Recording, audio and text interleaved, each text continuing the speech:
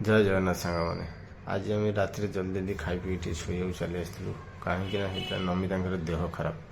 ଦେଖନ୍ତୁ ସେ ଶୋଇକି କେମିତି କାଶୁଛନ୍ତି, ନାକରେ ନିଶ୍ୱାସ ବି ନେଇପାରୁନାହାନ୍ତି। ଆଉ କେମିତି ଶୋଇବେ ଏମିତି ଭାବି ଦେଖନ୍ତୁ ଟାଇମ୍ ହେଲାଣି ଆସି 10:46। ତ ମୁଁ ବାହାରିଲି କ'ଣ କରିମି, ତାଙ୍କୁ ପୁଣି ବାହାରକୁ ଯାଇକି ତାଙ୍କ ପାଇଁ ଆଣିବା ପାଇଁ ଓଟ୍ରିଭେନ୍ ଆଣିଲେ ତାଙ୍କର ନାକରେ ପକାଇଲେ ନାକଟେ ରିଲିଫ୍ ମିଳିବ ବୋଲି। ତ ହାଲକା ହାଲକା ଟିକେ ଝିଝି ବର୍ଷା ପକାଉଥିଲା। ମୁଁ ପୁଣି ମାର୍କେଟ ବାହାରିଲି, ଦେଖିଲି କିଏ ଅଛନ୍ତି କିଏ ନାହିଁ। ମାର୍କେଟରେ ଅଧିକା ଲୋକ ବି ନଥିଲେ। ତ ଏମିତି ହୁହା ଭିତରେ ମୁଁ ଯାଇକି ପହଞ୍ଚିଗଲି ମେଡ଼ିସିନ ଷ୍ଟୋରରେ। ମେଡ଼ିସିନ ଷ୍ଟୋରକୁ ଭାଇଙ୍କୁ କହିଦେଲି କି ଗୋଟେ ମଜା ଓଟ୍ରିଭେନ୍ ଦେଇଦେଉ। ଓଟ୍ରିଭେନ୍ ଆଣିକି ସେ ଭାଇ ବି କହୁଛନ୍ତି ୱା ମାନେ କେତେ ପଇସା, 10 mlର ବଟ୍ ପଇସା 150 ଟଙ୍କା।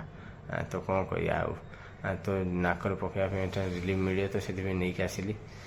ପୁଣି ମୁଁ ଆସିକି ଘରେ ପହଞ୍ଚିଲି। ଘରେ ଆସିକି ପହଞ୍ଚିଲା ବେଳକୁ ଦେଖିଲା ବେଳକୁ ନମିତା ଶୋଇଛନ୍ତି। ନମିତା ଯଦି ଶୋଇଛନ୍ତି, ପୁଣି ମୁଁ ତାଙ୍କୁ ଉଠେଇଲି, ମୁଁ ଟିକିଏ ଖଣ୍ଡେ ପକାଇଦେଉ।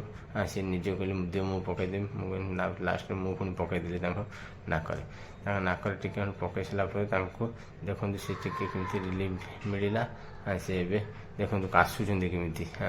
କାଶି ସେ ଆଉ ନୟାନ୍ତ ହେଇ ପଡ଼ିଲେଣି। ଆଉ ଟିକେ ମିଳିଲା ପରେ ସେ ଟିକେ ଶୋଇଲେ। ଦେଖନ୍ତୁ ଟିକେ ଏବେ ହାଲକା ଫିଲ୍ କରୁଛନ୍ତି, ଶୋଇଲେ। ରାତିରେ ଆମର ତ ଏମିତି ଦିନଟି ଗଲା। ତ ଆଜି ପାଇଁ ଏଇଠି ରଖୁଛି। ଜୟ ଜଗନ୍ନାଥ।